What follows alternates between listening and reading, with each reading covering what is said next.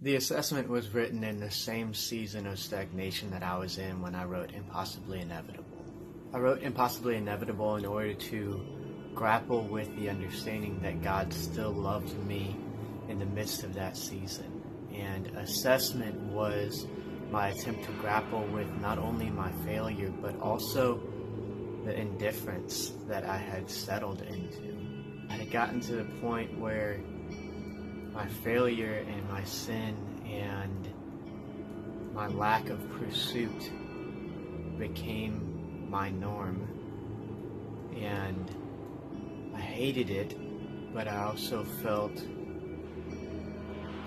okay with it at the same time. In Mark, we're told the story of a father who brought his son to Jesus Christ so that Jesus could heal him. And Jesus asked him a simple question: do you believe that I can do this?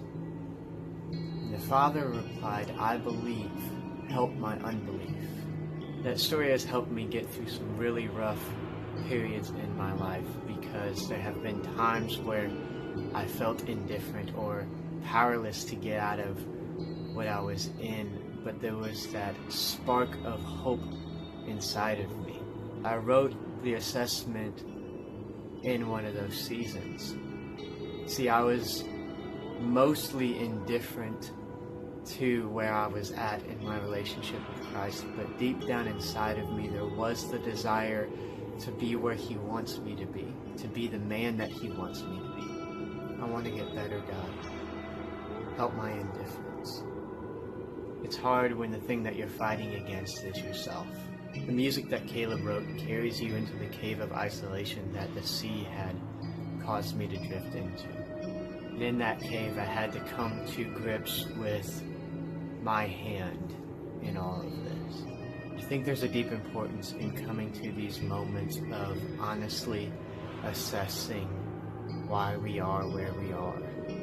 Those moments are painful because they force us to face the things that we'd rather suppress in order to preserve the way we see ourselves.